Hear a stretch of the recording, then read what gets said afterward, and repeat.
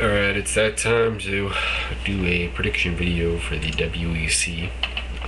This one is WEC 39, which I don't know if it has much more of a title, but the main event is Leonard Garcia versus Mike Thomas Brown for the featherweight title of the WEC. The night will, according to MMA Playground, start off with Mike Pierce versus Justin Haskins. Neither is exactly a household name. Both guys are really kind of more grappling oriented. Pierce is 6-1. Haskins is 4-2. Going with Mike Pierce, he's just kind of, I think, on a slightly higher level than Haskins. He'll probably win it by TKO. I'll go in the second round. Jose Aldo versus Chris Mickle. Chris Mickle is a pretty good journeyman guy. He's got a lot of wins by submission and a lot of fights for a 25-year-old. That being said, being brought in as a late replacement for Fredson Pacquiao against Jose Aldo. And Jose Aldo is maybe the best featherweight that the WEC currently has on contract. The only other two are possibly Mike Thomas Brown or Uriah Faber. I think they're probably both a little better, but Aldo is very, very good. Aldo via first round stoppage. Damasio Pays versus Marcus Galvao. I like this fight. This is a fight that could really do some things. I mean, Galvao is a great submission artist, great BJJ guy. Page in the past has been shown a potential to be submitted, but at bantamweight, Page is huge. He's just a massive, massive bantamweight. And he's finally down at that weight after fighting at lightweight, featherweight, and even welterweight for some time. I gotta take Page via UD just because I can't really see him submitting Galvao, and I don't think he's going to be comfortable enough to really let the strikes go. But I think he'll do enough to win the decision. Galvao is kind of one-dimensional. He really doesn't have a lot else other than his BJJ, and that kind of limits him. Danny Castillo versus Phil Cardella. Phil Cardella is a good submission fighter. Danny Castillo is a very good wrestler. We saw Danny Castillo last against Donald Cerrone, or at least I think that was his last fight. Might have had another one since then. But that is probably the big one for him, is his fight with Donald Cerrone. He got tapped out, but Phil Cardella is not Donald Cerrone off his back. I think Castillo's the better wrestler. I think Castillo will probably be able to control this fight. Additionally, Cardella has a tendency to kind of give up some things, such as his back when he is on bottom. I think Castillo can take advantage of that and get a rear naked choke submission in the second round. Kenji Osawa, big debut versus Rafael Rebella. Rebella was a good fighter. He's well-rounded. He's never been finished, but Osawa is an insane fighter. I gotta go with Kenji Osawa by judge's decision. What makes Osawa good is just that he just has that, some people just have the X factor where they will push on until they win. And that's kind of what Kenji Osawa does. You really, really have to overmatch him in order to get the win against him. And he does have a lot of losses in his career, but he has fought some of the best Japan has to offer. And when you do that, that kind of thing will happen. Next, we have Alex Serdyukov versus Johnny Hendricks. I'm a big Serdyukov fan. I like the way he fights, but like it or not, he is a guy who can be beaten by wrestlers with a lot of ease, and Johnny Hendricks is a pretty decent wrestler. He's undefeated. He's only 4-0, but I mean, and he's finished all the fights, but I don't see him finishing Serdyukov. That being said, I see him being able to take him down, controlling him, and taking a decision. Alex Karalexis versus Greg McIntyre.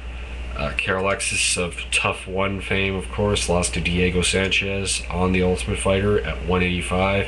He's now fighting at 155. He fought at 170 in the UFC for a while.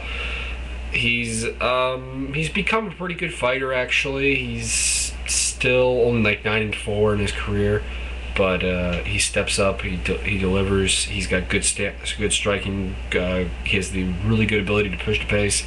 His ground game is pretty solid, actually. He does have one loss by submission and three strike stoppages, but he's fighting Greg McIntyre, who is one of these journeyman fighters. I mean, he's 5-3. He's not particularly good at anything, in my opinion. He's got some decent wrestling and some decent grappling. In this fight, I just see Alexis being able to outwork him, keep it away, move in and out of the pocket with more or less ease, uses his better striking, his better cardio, and his better speed to just win a unanimous decision. Just because McIntyre, I could see him stopping him, but I'm going to go with the UD. But that's my opinion. Mike Budnick versus the undefeated John Francini. Francini's a grappler. I haven't really seen a lot of him, to be honest. And what I have seen against him, he was fighting guys who I haven't seen a lot of them. And it's a bit hard to gauge his skills off of that. Whereas I kind of have seen Mike Budnick fight, some decent fighters. And I think he's got the better grappling. And I think he will win this by submission in the second round. But Francini could be, like a really, really good fighter. And we just kind of really don't know it. But we'll see. Bart Palashevsky versus Richard Cleet Crunkleton. Palashevsky has somewhat of weakness when you can take him down. He's an IFL vet with good submission skills and heavy hands and pretty decent hands, and all around he's a very good fighter to test people against. I don't really like this fight so much as that Crunkleton's somewhat in the same boat. He's largely a guy that you use to test a younger prospect. And of course, Palashevsky is not a younger prospect. He is he's an old journeyman veteran. Crunkleton is the same. Taking Cleet Crunkleton by decision, just because I don't see Crunkleton's not really much of a finisher. I mean, his biggest weapon is his wrestling, which unfortunately is Palashevsky's greatest weakness. It's just unfortunate because Palashevsky is that kind of guy who can really give you a lot of great fights. Like his fights with Chris Horodecki, his fights with a lot of other IFL guys, actually.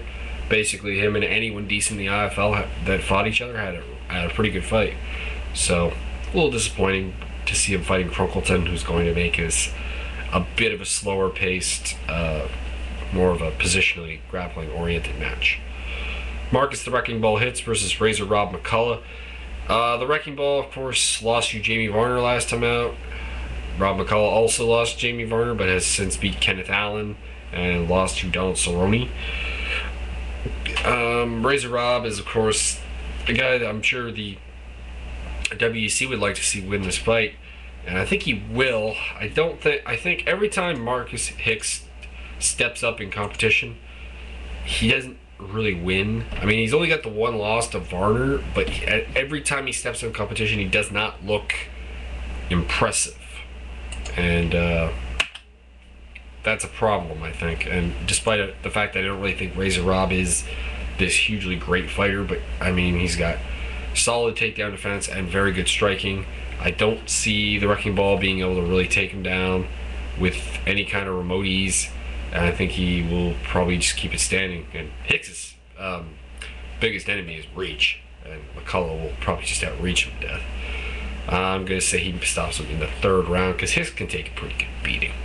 Next up, we have Leonard Garcia versus Mike Thomas Brown.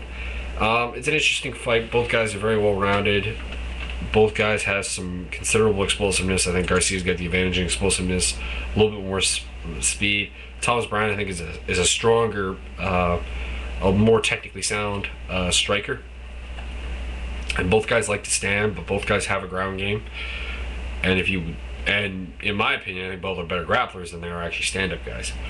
But they will probably have this fight standing for a little bit, mainly because I don't think Garcia can really take Brown down. And I don't know if Brown really is going to want to take Garcia down. I'm going to give the edge to Brown. Like I said, more technical striker, stronger guy. I think he will be able to dictate where the fight goes. I think he can dictate the pace. I think he can slow down Garcia a little bit. Garcia's got great cardio. He's very explosive, like I said. He can rape your face like he did to Jens Pulver. But I just see Mike Thomas Brown being a little bit too much for him and taking the unanimous decision. I don't see him finishing him. I mean, if Roger Huerta cannot finish you, I don't think anyone really at featherweight has a great chance of finishing you. And that's just my opinion on the matter. Anyways, that's the card. It's a pretty nice card, and if you can watch it, I highly recommend that you do. The WEC cards are generally fairly stacked, actually. They don't really necessarily have the big names that the UFC does, but they have a lot of, good quality fights. Anyways, I'll be back with